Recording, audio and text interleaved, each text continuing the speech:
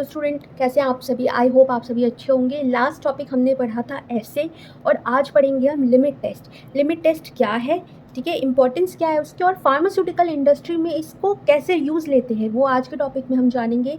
Plus limit test आपके lab में perform भी करवाया जाएगा, तो उस हिसाब से it is a very important topic, आप सबको सुनना चाहिए। तो ठीक है, चलिए शुरू करते हैं। लिमिट टेस्ट क्या होता है, ये इसके डिफिनेशन में आप देखोगे कि limit test are important to determine permissive limit of tolerance. ठीक है, कहने का मतलब permissive limit of tolerance. Suppose एक स्टैंडर्ड सॉल्यूशन होता है, स्टैंडर्ड सॉल्यूशन में हम किसी भी कंपाउंड का एक प्योर सॉल्यूशन लेते हैं, ठीक है, और एक होता है स्टैंडर्ड, एक टेस्ट सॉल्यूशन होता है। टेस्ट सॉल्यूशन हमको इससे कंपेयर करना होता है, ठीक है, जो भी हम टेस्ट परफॉर्म करेंगे अगर इसके वो क्राइटेरिया में मैच कर गया तो फिर पास और फेल किया जाता है। तो बेसिकली जब हम कोई भी लिमिट टेस्ट परफॉर्म करते हैं तो इसको हम जिस वेसल में, जिस एपरेटस में यूज़ करते हैं उसका नाम है नेस्लर सिलेंडर। ठीक है, जनरली 50 ml तक का आता है, ये ग्लास बोरोसिलिकेट का होता है ये, तो इसमें आप परफॉर्म करेंगे।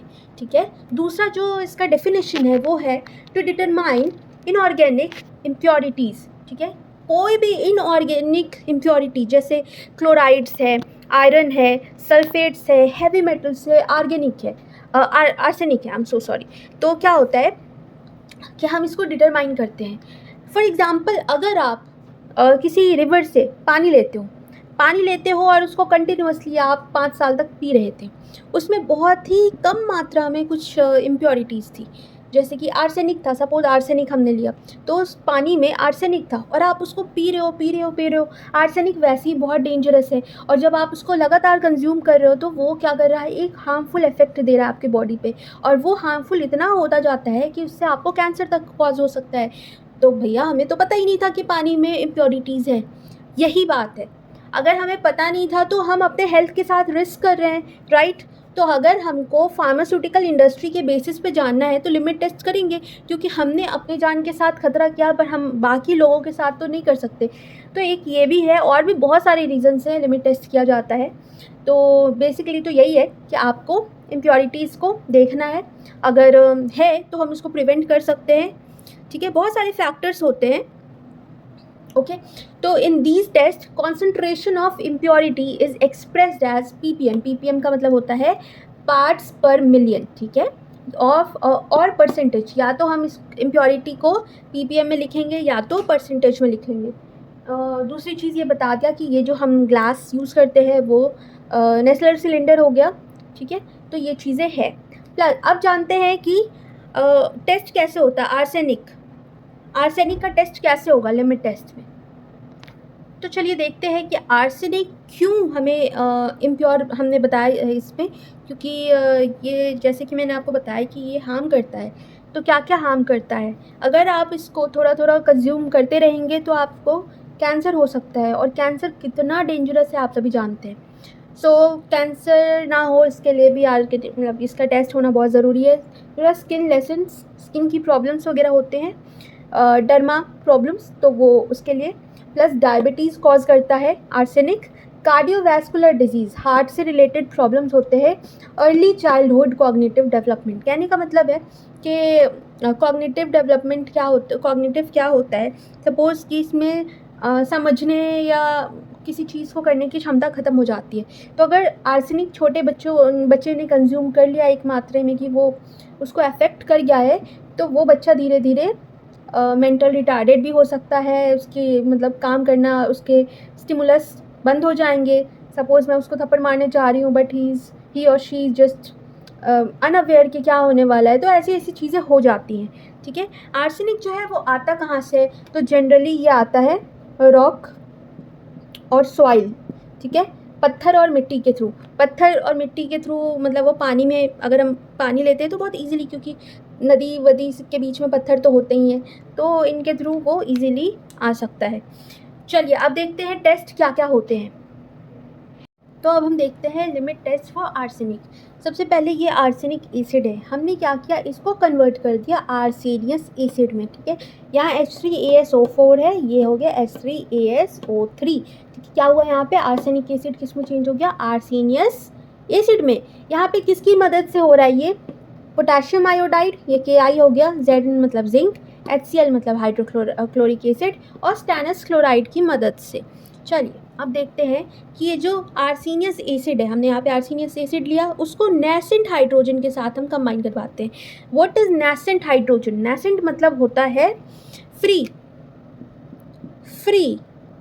Single and ready to mingle. कहने का मतलब ये फ्री है हाइड्रोजन, अगर आप किसी से इसको कंबाइन करवाओगे ये तुरंत हो जाएगा।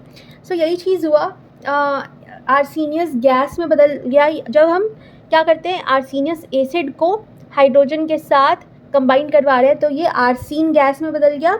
और ये आर्सीन जो गैस है, ये देख सकते हो आप, इसको हम क्या करते हैं, अब मरकरी, ये गैस है, उसके ऊपर हम मरकरी क्लोराइड पेपर लगाएंगे। ठीक है, ये गैस है, उसके हमने ऊपर लगा दिया मरकरी क्लोराइड पेपर लगाने पे जो इसका स्टेन होगा वो येलो कलर का आएगा। अगर वहाँ पे आर्सेनिक हुआ तो, ठीक है, अगर आर्सेनिक हुआ तो क्या आएगा, येलो कलर का आएगा। ठीक है, तो येलो कलर का आ गया, इसका मतलब आर्सेनिक है इसमें, है ना। और ये जो AsH2 ये आपको दिखेगा, एक बुक में आपको दिखेगा ये चीज़। ठीक है, तो हमने क्या देखा कि जितने ज़्यादा मतलब जो कलर है येलोइश स्टेन, जितना गहरा स्टेन उतनी ज़्यादा आर्सेनिक की अमाउंट, है ना। तो अब मैंने आपको क्या बताया था कि 2 ऐसे नेस्लर सिलेंडर लेते हैं, एक में क्या होता है सैंपल स्टैंडर्ड होता है और एक में होता है टेस्ट सॉल्यूशन। उसी प्रकार से हम इसमें क्या देखते हैं कि एक हमने स्टैंडर्ड ले लिया और एक ले लिया टेस्ट। अब इसमें मैंने देखा स्टैंडर्ड का येलो कलर का है और ये जो टेस्ट आया वो बहुत ज़्यादा येलो आ गया, वो इतना ज़्यादा येलो है कि स्टैंडर्ड से भी ज़्यादा हो गया। ठीक है, इंटेंसिटी जो स्टेन की वो बहुत ज़्यादा गहरी हो गई। तो क्या वो पास होगा? तो ये पास नहीं होगा, क्योंकि आपको स्टैंडर्ड के अंडर या स्टैंडर्ड तक रखना है, उससे ज़्यादा आप करोगे तो फिर दिक्कत आएगी। तो हमने क्या किया, इसको फेल कर दिया। ओके, पर यही चीज़ दोबारा अगर हमने टेस्ट में देखा परफॉर्म करके, तो जो टेस्ट सॉल्यूशन है, ठीक है, वो क्या हुआ आपका, थोड़ा स्लाइटली इससे हल्का येलो है, तो हम इसको क्या करेंगे, पास करेंगे। ठीक है, तो हर चीज़ में कंपेयर होता है स्टैंडर्ड सॉल्यूशन से टेस्ट सॉल्यूशन का। तो ये रहा आर्सेनिक। अब आप पढ़ेंगे क्लोराइड का। टेस्ट ऑफ क्लोराइड्स, इसमें क्या होता है, रिएक्शन होता है सिल्वर नाइट्रेट और क्लोराइड के बीच में। ठीक है, तो सिल्वर नाइट्रेट AgNO3 हो गया और यहाँ हो गया क्लोराइड। ठीक है, बीच में हम रखते हैं नाइट्रिक एसिड। क्यों रखते हैं? नाइट्रिक एसिड से अगर हम with the help of nitric acid अगर हम परफॉर्म कर रहे हैं तो वाइट प्रेसिपिटेट नहीं बनता है, पर अगर क्लोराइड हुआ तो वाइट प्रेसिपिटेट बन जाएगा। ठीक है, तो बेसिकली अगर दूसरे आप कंपाउंड रखोगे तो वाइट प्रेसिपिटेट मतलब कोई भी प्रेसिपिटेट नहीं बनेगा। ठीक है, तो हमने क्या किया, कंबाइन किया। उसके बाद हमने क्या देखा कि सिल्वर क्लोराइड एक वाइट प्रेसिपिटेट फॉर्म कर दिया है। वाइट प्रेसिपिटेट मतलब मटमैला, मतलब कहने का मतलब है कि टर्बिड, जैसे कि धुंधला सा, है ना। तो वाइट कलर का आ गया प्रेसिपिटेट, प्लस जो NO3 है, मतलब ये NO3 जो है वो बाहर आ गया। ठीक है, तो इससे हमें क्या समझ में आया, ये जो लिमिट टेस्ट हुआ क्लोराइड का, हमें इससे यही समझ में आया कि जितना क्लोराइड का अमाउंट होगा उतनी ही ज़्यादा टर्बिडिटी होगी। ठीक है, जितना ज़्यादा अमाउंट होगा क्लोराइड का, हमारी टर्बिडिटी उतनी ही ज़्यादा होगी। ये है लिमिट टेस्ट फॉर क्लोराइड। चलिए, तो आगे का टॉपिक हम नेक्स्ट वीडियो में कवर करेंगे। आपको अगर वीडियो अच्छी लगी होगी तो आप प्लीज़ लाइक कर देना और मेरे चैनल को सब्सक्राइब कर देना। Thank you.